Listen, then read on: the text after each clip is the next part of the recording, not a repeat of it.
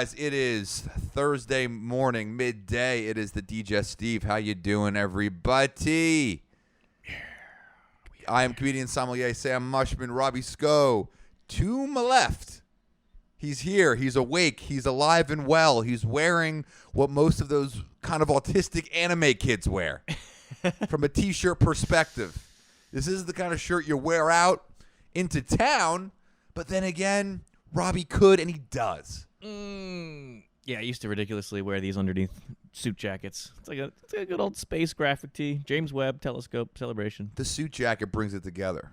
The suit jacket's necessary for a T-shirt like that. Yeah. I have been, without trying to, I've been growing my hair out a little more. So now I'm at the point where I have that little kind of 90s white boy little curl coming over the side of the side of the head. Very like Boy Meets World. Very like, Leonardo DiCaprio from Titanic. That type of haircut. I'm gonna get a haircut because I don't think the haircut I'm currently describing has really aged well, and I wanted to kind of get your points and thoughts and emphasis on this because this is a haircut of the last generation in our society before white men were the devil. What was the last generation of that? 90s. What did every kid named like Mickey have, right? His name was Mickey. He had like a oversized Tommy Hilfiger jacket, right? Mm-hmm. Little button-up shirt underneath, but it was unbuttoned. So that was open, and then there was a T-shirt underneath that. The DJ from last night had a pretty sick hairdo. I'll show the camera in a second. Check this out, like cotton candy situation going on. Yeah, I mean that's a black man with a Dennis Rodman haircut. So that's a very different type of vibe, and a type of vibe that's very open and welcome in today's society. This haircut that I currently have used to be a haircut of innocence. It used to be everybody rooted for the 90s kid star with the little comb over, little twirly-durly hair follicle on the side of their head, right? Mm-hmm. They all like still live with their parents, but they had like a dog named Spot, and they would always get into it with the delivery guy. That was every episode of every 90s show that you watch when you were like 12 to 16, right? I mean, Leonardo DiCaprio himself, right, had this haircut, and that entire movie, right, that was really the last of the Mohicans for rooting for the young, privileged white man to get the girl. Mm-hmm. The whole movie, he just really stalked this woman. And this woman was supposed to be in a protective part of the boat. I thought this is interesting. If you look back at Titanic now wouldn't fly the same. Titanic now would be like, what security is letting the third class little creepy white kid up into the top of the boat? He probably has COVID. He's not, the third level people aren't vaccinated. They all went on the vaccination protest back over in Europe, and then they hopped on the boat last minute. Fucking probably paid their ticket with some hash coins. Who the fuck knows how they got on there, right? They'd be like, why is he here? And even forged vax cards. Yeah. And what was the name of the lead role of that movie that wasn't Leonardo DiCaprio? What was the girl's name? Was it Rose? Rose. It was Rose, right? Rose would have not been having it in 2022. Not been having it. She would have been with some like racially ambiguous guy that was already in the first class because you know why that guy put in the work to get there. She would have been with the guy that didn't come from the money necessarily, but he worked really hard and he was more creative and had more values. He wasn't just kind of good looking and white, right? Mm-hmm. He would have already been there. She would have moved on, And the other guy that she was actually dating, he would have just been on coke and just kind of been, in that state of kind of, trying out the new world to try a fresh new footing in whatever he's working on. Some startup that failed. We all know that. That movie would have been entirely different. And then poor Leonardo making his way up to the first deck. The other women would have been like, go back downstairs. Right. Like what are you doing? And then his racially ambiguous friend would have walked up. They'd be like, okay, well, you can come up for a little bit. We'll see what you're all about. We know what you're all about. Little Boy Meets World haircut. Nobody wants any of that. There's been enough history of date rape. We don't need any of that on this boat. The movie wouldn't have ended the scene. The hair could say a lot. The hair could say a lot, man. Hair could say a lot. And I'm I actually have a really cool hairdresser. She like goes to like similar concerts I do, like raves and stuff like that. So it's always fun when we have the haircut. We're like nerd out about different like Brooklyn shows and stuff. Yeah. But anyway, I'm thinking about getting a haircut and then also doing a little bit of just tackling those grays a little bit. I don't know if gray hairs are good for the brand. They're very good for the brand. They're good for the They're brand? very good for the brand. Boy. You have to let them multiply. They will begin to multiply, and then you have to comb your hair over in such a way where you actually show off some of the grays, because the grays show wisdom. If you have a few grays, it shows that you've accomplished something in life. Your haircut right now, you have to give people the resume. We talked about it a couple episodes ago. Right now, your resume is all over the place, and there's so much brilliance, but the way you're pitching it, it's kind of like you're just kind of pre-coming, right? And you have to come like a gentleman. It was one of the things we talked about a couple episodes ago. But you will have no issue coming like a gentleman once you show a couple grays. That's all personality, man. You disagree? That helps. That helps leave the sparkle. Even as like a performer and stuff? Yes, you already have that twinkle in your eye, right? So you're up there on your guitar with that little twinkle in your eye, a couple grays, and there's just one girl that has been in and out of quickly failed relationships, and she's looking at you going, "What the fuck is he all about?" That same reaction doesn't happen when you haven't had a gray hair yet. What have you done in your life if you have 0 gray hairs? Think about that. You honestly, with all due respect, should be ashamed of yourself. So you've been forming a few. Where are they located? Oh, I just got some platinum sparkles going on. Platinum sparkles. Somewhere. Are they in the back more? Here and here. I don't see any of them. I'd have to look in a mirror. I don't even know. But maybe I'll reconsider. Maybe I'll reconsider tackling the Don't grays. do anything with the grays. You see those guys that have the wrinkles. And here's the thing: as you're a white guy, right? So your skin's gonna age quicker, right? When we're 50, we're gonna look every bit of 50, right? Like the Asian community, Indian community, Hispanic community, Black community, pretty much every other community that has some sort of melanin in their skin doesn't have that same issue. They'll be in their 50s, 60s. They still look 36. Yeah. We're gonna look all of 50. So if you're sitting there looking all of 50, right, and you have the jet black hair with no grays, you look like a fucking psychopath. You look like you haven't had a steady relationship ever in your entire life. So there's so much that jet black hair dye is just a coat. It's like a new fresh driveway of insecurity just over top of your head. Yeah. Covering up any of the personality or traits that you give off every single day in life. I feel like you partially disagree with me. I don't have any good rebuttal. I just was kind of on that train of like feeling younger might be good. That's just the society of the West, right? The West is very like aging is terrible, like where the East kind of respects it more, and like now maybe the West is respecting a little bit more. But oftentimes it's like you're getting old, you're awful, get off TikTok. That's a good point, though. That's a very good point. I think this culture, it gets back to the thing we talked about a couple episodes ago with my teeth. This culture puts way too much effort into their teeth. I want a nice European mouth. They respect aging. They respect having that little yellow chiclet in the side of their mouth. And someone's like, "How did that one tooth get so yellow?" You're almost you're dumbfounded by it. But it's just because I'm French. Like that's the answer. There's something nice about respecting age, because that's the other thing I think in European culture that is also looked at as attractive, like aging, clearly showing that you're 50 and up, but still kind of having it together, still having like a flat stomach, right? Still having some like decent calf muscles. And then depending on what you do for a living, like half those guys over there are winemakers, like that's hot, making a good Barolo. With your nice calf muscles. You got a little bit of a beer good at that point because you're eating, black truffle risotto every other day. But you're there. You have your hair slicked back, littered with grays. Have those David Burke kind of like bright red framed glasses, or just like some sort of neon color glasses, just to give you some personality, just to kind of show the younger generation what you were like back in the 70s. That's what that's for. Yeah. There's nothing wrong with that. That's a whole sex appeal right there. Is that guy. That guy over in America looks like the guys on 95 South in Florida that were high on bath salts. It looks like they just lost their way, and that's unfortunate because they may not have lost their way. The problem is they moved to Florida, and there was no personality there, so they just, okay, bath salts it is.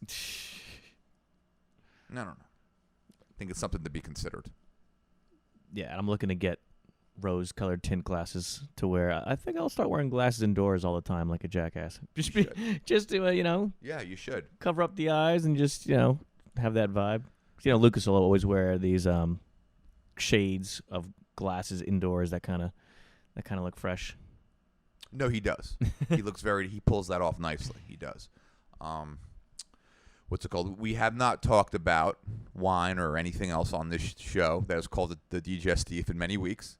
Because I think the Digestif is graduating to a different level. It's a digestion of the week. It's a digestion of what's going on in our day-to-day lives, what's going on in the viewers' day-to-day lives. It could be a lot of overlap, right? That's where I think the brand of the show is going, right?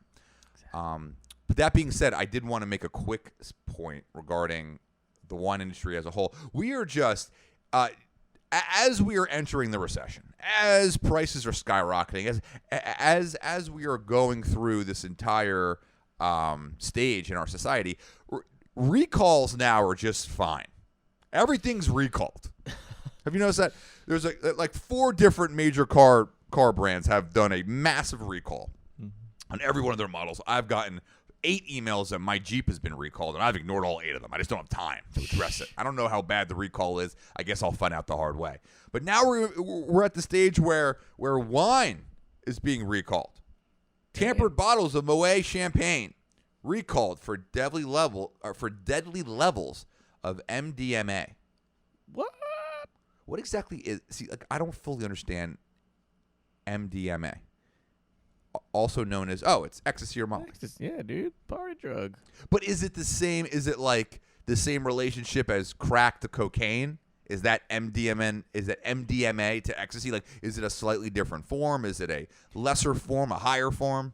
Yeah, so like, MDMA or like Molly would be like the more like pure one, whereas ecstasy could be like mixed with stuff, essentially. So MDMA is the pure form. So there's just. So here's the article. Popping champagne bottles has become a club cliche. Similarly, MDMA, also known as ecstasy or Molly, is often described as a club drug. I'd be naive to think that these two intoxicants, one legal, one not, haven't been recreationally mixed in the party scene before, but in a recent series of recalls in Europe, has nothing to do with having a good time. On multiple occasions, tampered bottles of Moet and Chandon filled with deadly levels of liquid MDMA have somehow found their way to unsuspecting customers. Damn, that's crazy. The issue began back in February. About a dozen people became ill in Germany and in the Netherlands, including one death after consuming the liquid inside 3-liter bottles of Moet Chandon Ice Imperial. Well, there's the issue right there. Let me tell you, this is what you can look out for. This is why you want to leave all. They're called Jeroboams and up. They go up to Salamizers and there's all these other crazy terms for large format bottles. You never really want to trust them because there's so much more opportunity for tampering to happen. If you're gonna go buy a bottle of champagne, 2 things, right? First, get a fucking dry champagne, Brut Reserve, all the way down to Brut Nature. If you start to see something that says Doe or Demi-Sec, it's sweet. It's sweet. You want to improve your palate as a culture. Avoid. We need to have a champagne episode to break down in even more detail with this. Down. But the beautiful thing about champagne in that region is the complexity of being able to show off the terroir in the glass, right? We talked about terroir. That's that entire microclimate that exists around the grapes, right? And in a colder climate, you're able to do that effectively because the fruit is very much on the tart side. It's not over-ripened, so a lot of that fruit characteristic is more subdued, and now the earthy levels and earthiness and oakiness of the champagne come more to the forefront, right? So in this situation, the champagne that was tampered with were 3-liter bottles. That's a Jeroboam size. That's a gigantic bottle, right? Yeah. And it's a gigantic bottle of sweet champagne. Their Ice Imperial is like their Demi-Sec or their Doe.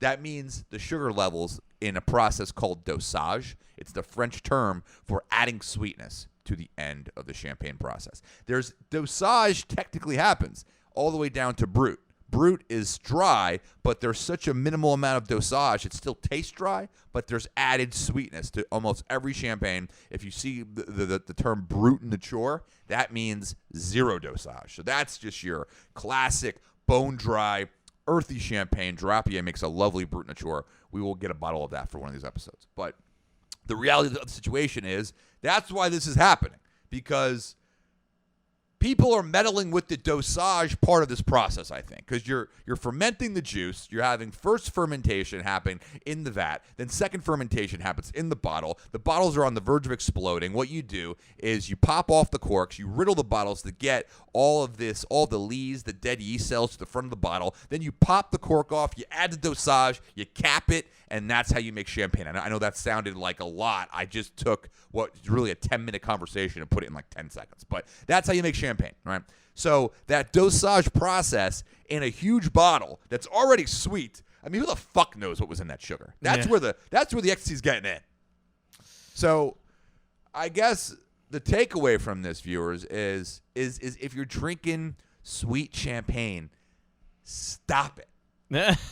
Because champagne is already expensive because you're paying for the fruit, you're paying for the region, you're paying for the accreditation that this is champagne. All the fruit came from the region of Champagne, France, right? So have the real thing. Brut Reserve, Brut Nature, a nice bone-dry, earthy champagne, and then this won't happen. Yeah, stick to the real deal. And it's funny, when I was trying to, just like as part of a chemical engineering module, like the first little thing, we like made beer. Like there's so many ways in the process where things can go wrong, even just like moving it around. So I think we just like made our own little like beer in the chemical engineering lab, and they were like, yeah, don't drink it. It's like fucked up. We just kind of made it here quickly, adding in the fermentation, blah blah blah. And I think at one point I actually like fell down, like it just dropped, and then I was like, I put it back on the shelf, and then in the middle of the night, like 3 a.m. it exploded and like glass went all over, and I was like, oh fuck. Because there was too much CO2 there. You woke up the CO2 particles and they just exploded out the bottle. Yeah, but it was funny. Over like 5 hours, it was just like, yep. Because that glass was probably somewhat strong, so it was slowly building up pressure. Mm-hmm. Yeah, man. A lot of stuff can go wrong, and that's also another reason to drink grower champagne. Drink more single vineyard stuff. Great producers like Drapier, Marc Herbart, Gaston Chiquette, Eric Rodez. These are lovely. What grower producers are known as, the term grower means single vineyard. It doesn't have a large champagne house that they have to appease, and they don't have the marketing of the large champagne houses, but all of the champagne is made by hand. You know where it's coming from. As much as I love like Ruinart, Krug, all these high-end champagnes, Laurent Perrier is lovely. Even Moet is fine. They're too big for their own britches. There's not enough oversight. They're like Purdue chicken. Have you seen the documentary about the chicken sandwich? They cover Purdue chicken. Terrifying, right? Terrifying. Same thing, right? Mm-hmm. What is a free-range chicken mean? You just open up a little window. Yikes. And the fat chicken dying of heart cancer can just walk out and look up at the stars for 2 seconds. That means it's free range. So the oversight in the big champagne houses might need to be hampered down on. Moet Chandon, who also the same owners of Hennessy. Hennessy, Moet Chandon, same brand. Before we get away from wine, it might be fun to have Dana on for like a wine episode, because she's a fan, but she's not knowledgeable. But it'd be funny to like do a taste and like see. Who's this? Oh, a neighbor. Neighbor Dana, yeah. Other reasons to have her on too. More reasons to have her on. Well, then just send the invite. Send the invite out to her. Yeah. Put it on the books. The reality is, my schedule. I can do. But would you drink wine at this time, or would we have to do it later? If she was on it with us, I would do whatever we have to do to make that episode great. Because we've been talking about this for too long to not do it right. It's gonna happen. I think we need to have. You said it was Dana. Yes. Dana and Charlie on together, and let's figure out if they're a match. Let's figure out if they would be in a relationship together. That would be a good one. I love that. We could say this episode. We set up a blind date, and they have the blind date on the show. So your roided out trainer, Charlie, who has shot hormones into your ass, right? That's the groom here. And the lovely bride is the one that gets drunk in her car in the backyard. And we bring those two together. What a match. I've talked to both of them. They're both lovely people. That could be a match. I'm excited. What would their first actual date constitute? What would they do? I could see them like stealing shopping carts.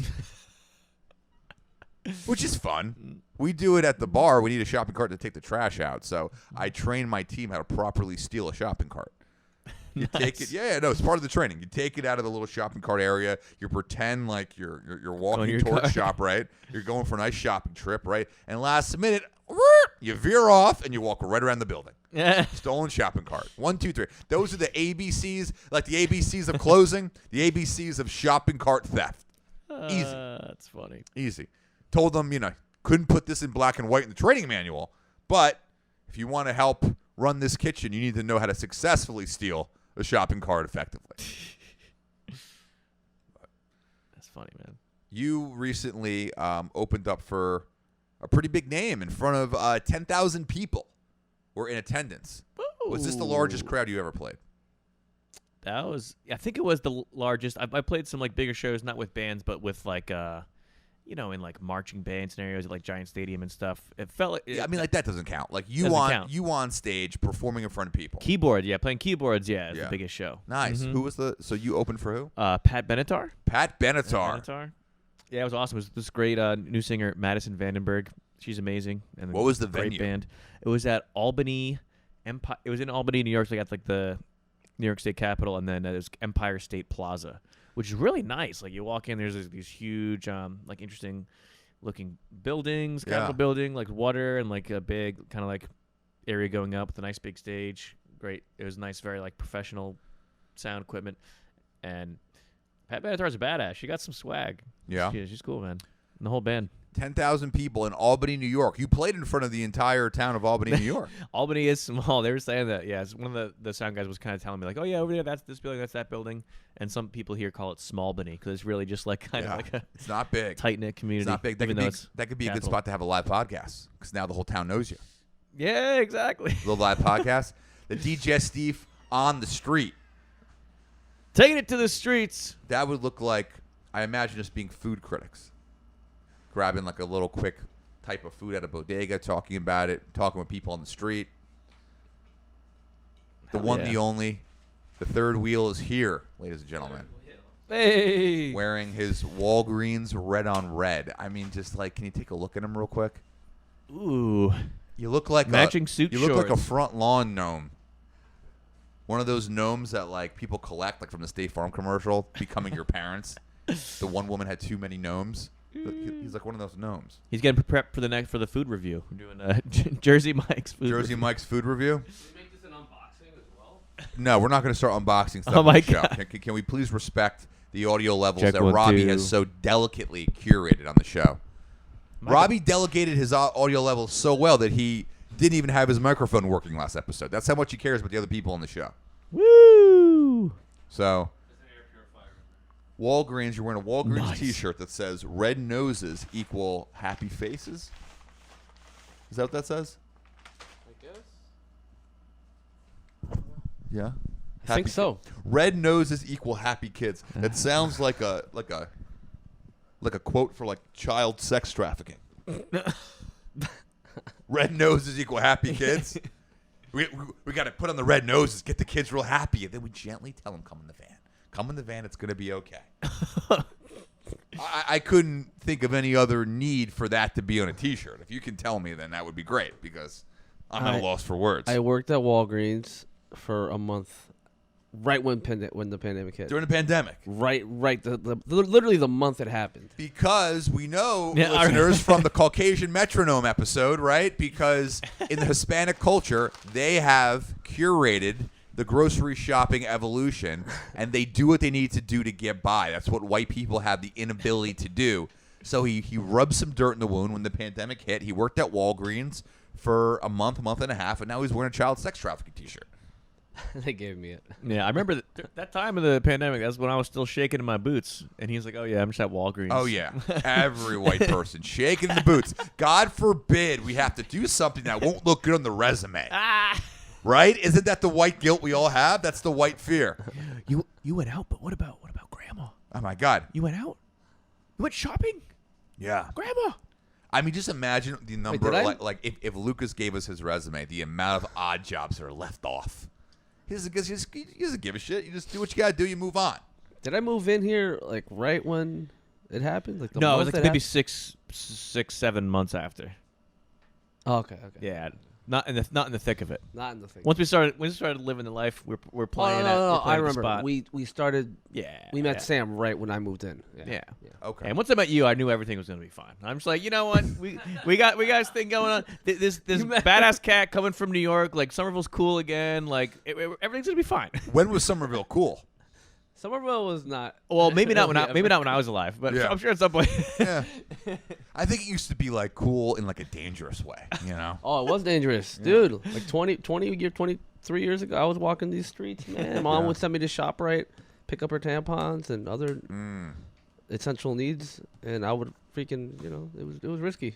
Your Scary mother would business. send you to the ShopRite to pick up her. I lived her across the pet. street from it, yeah, and she would just send me alone to go pick up a bunch Did of she groceries. ever explain how old were you when she would have you do this? Like 5, 6.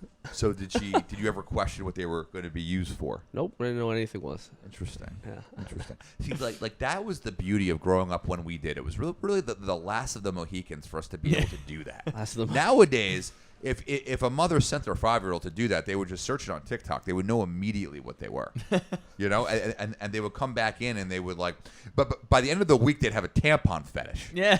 They'd be like, hey, All the varieties. oh, they'd be going through the garbage looking for the used ones because they saw some weird TikTok video, someone chewing on it, has like 1 billion views. Oh my God, it would get so dark now if that happened. Parenting today has got to be impossible. I think one of the last times I saw the landlord here is when it's like Andrea put a tampon in the freaking either toilet or something. Nice. And then she was like, "Yeah, don't do that." And there was like a big clog. Oh yeah, well, because it expands, right? So it's going to clog the pipe. It's meant to expand. Mm-hmm. So that was not a good move on her part. She did not seem like, from a logistical standpoint, she was the best roommate. Great. Great with. She would have like meals ready all the time. Oh which is yeah, kinda that was nice. cool. I'd come over sometimes. Yeah, and she just have great food, like well Yeah. Plate of seasoned. food. And, Would she clean the food up when it was done? uh, Was it one of those hit like, or I'm miss. just cooking Hit or- the way my Nona taught me, now clean this shit up? hit or miss. After a while, I got tired of cleaning it up. I'm just like, I'll just give you a few bucks. So she never cleaned it up? Sometimes she would. All right. You're giving a PC Something answer don't right change. now. Giving a PC We don't answer. have to dive into that anymore. It's okay. The reality is, Lucas moved into this apartment during the heart of the pandemic. Did you have him get vaccinated before he moved in? You did not. Nope. Were you concerned that he was a little Latino Trumpster that refused to get vaccinated? I think at that time I was concerned. I was One of those that. Am I that? Yeah, Am I Latino for Trump? You're one of the little Latino even know. Trumpsters that are already on the other side of the wall. So you're pissed at the other Latinos trying to get in. You're like, I had to do it the right way, and so do you. They're bad people. They're drug addicts. Oh my God, Trump killed it with the Latino community. He got the majority of that vote. He snuck him in there. Jan 6 hearings. What do you think the final outcome is going to be? Gen 6, what? I think there's so many January 6 hearings. It's hard to get like a final Never outcome. heard? Like I don't even know what the like possible like punishments or everything. But it's unclear to me. What's Gen 6? Great answer. I haven't been following. I haven't either. I've been following the lawyer talk, but like I feel like it's gonna be. I don't know what you guys are thing. talking about. The January 6 hearings, like the attack on the Capitol. Like I think it's gonna be. Wasn't that like last year? See, like this is what happens when you're not an American citizen. You don't care. You don't keep it as involved, and you don't keep up to date on the things that are important. This is my issue with you. So the reality is, I'm there's gonna eat my Jan 6 hoagie. hearings going on right now, where people are testifying on the Trump side that the entire resurrection of the Capitol was planned and dictated by Donald Trump and his crew. People are testifying towards that. People are wondering, what will the penalties be? Yeah, that's Can what there I'm wondering. be a penalty? Can you put a man like that behind bars? Can you really do anything to him? And if you can't, what does that set up for the remainder of our country? The fact that there is one man that is above the law. That's what people seem to be concerned about. One thought is that they're not sure any punishment will come. They're just hoping it'll affect the psyche and like affect the vote. Which it won't. We don't have a country that's intelligent enough for that. We don't. It 100% won't. I mean, at the end of the day, it's gonna. Everybody on the coast are gonna talk about it. Everybody in the middle of the country is gonna forget about it. That's the country we live in. The reason is, and I thought one of my French friends that works at the steakhouse nearby, he's a good one to have on the podcast one of these days. Rudy would be a gem to have on this show. 100% classic French guy. He made a great point. He said, well, the reality is that America is over in a stage of everybody being one nation undivided because we're just too big. I mean, are you telling me that from the Atlantic Ocean to the Pacific Ocean, you expect everybody to agree? There's too much different terrain. There's too many different needs and values that go from one side to another. Look at, the amount of miles that you can travel from Maine to San Diego is like you could go from Portugal to Austria. Those are 5 different cultures with 5 different ideas and values. It's too much. Too big, You're man. packing Too too big. much in. Those 5 countries are never on the same page. One's just kind of like, hey, I'm second fiddle to Spain. The next one's like, hey, we were poor for a while, now we're doing okay. The third one's just a passive-aggressive douche, but their food's lovely, so everybody forgives them. The next one is like, okay, we're the actual mobsters over here that have values and nice, thick black hair. We're not the American-style mobsters. Don't take the Italians for what you see. And then you have the Austrians that are all just kind of pale-skinned and a little sneaky, but they have a lovely backdrop of the Swiss Alps and a bunch of other mountains and valleys where they herd sheep and all this other dumb horse shit. It just kind of just covers up the fact that women probably don't have rights. It's like all these cultures are different in all different ways, right? I mean, from my side of the industry, the one thing that they all have in common is they're all actually pretty awesome wine regions, but that's really it. So that's America. Imagine them all trying to be America, right?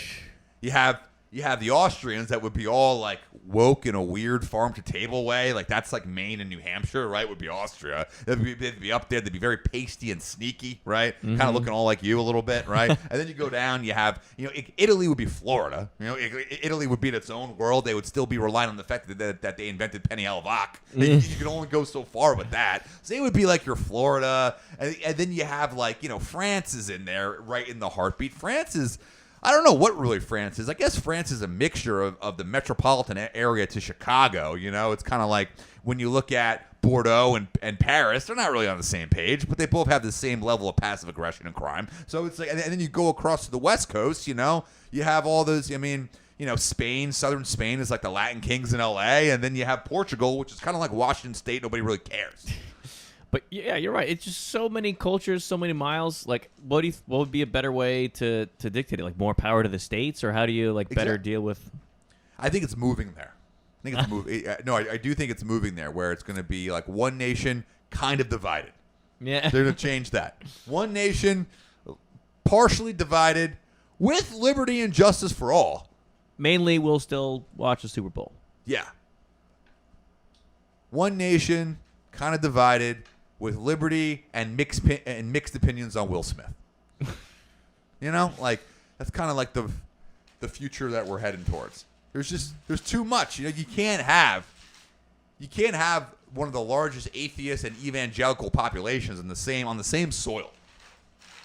One thing that's interesting, slowly kind of seeing the weed legalization kind of spread out, because it's still illegal federally, but that's one of those things that's kind of moving from state to state. It is. No, you're 100% right. But if that's the thing that brings us together, God, dude, we're fucked. If that's what does it, right? That, we all know how to properly take a bong hit, which I still don't. It still makes me cough too much. I get too high. Pussy. I can't do it. You're wearing red on red, you fucking psychopath. You went out into the world looking like that. Did you see my sandals? You're a performer. You're a performer. People know your face.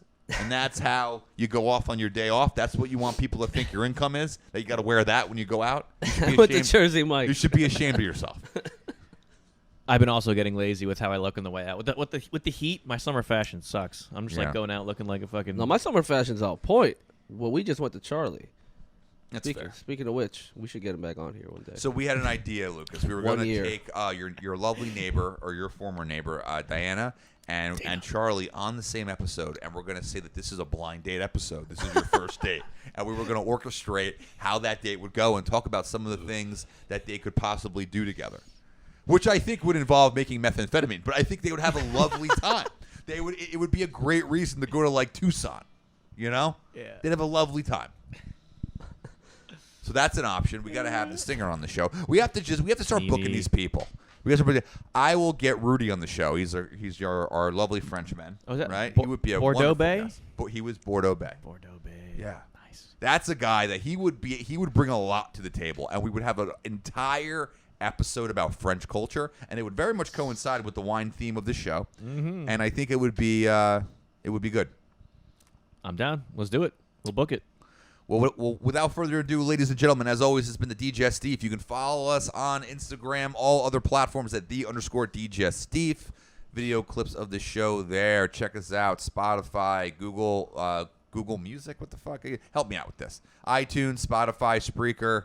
Yeah, we got Google Podcasts, and YouTube. Yeah, YouTube, baby. YouTube for the videos of the show. It's really not a studio setup. It's a Sony camera on a tripod with a lovely picture. Robbie, really the creator of the show, Robbie has upped the level of quality of the video episodes. Very exciting. Ooh, love a nice crisp lens. Ooh, it's lovely. It's lovely. As always, you can follow me, Vino Comic. That's Vino_Comic. Robbie Sco, where can they learn about you, hear about you? Robbie Sco, Instagram, YouTube.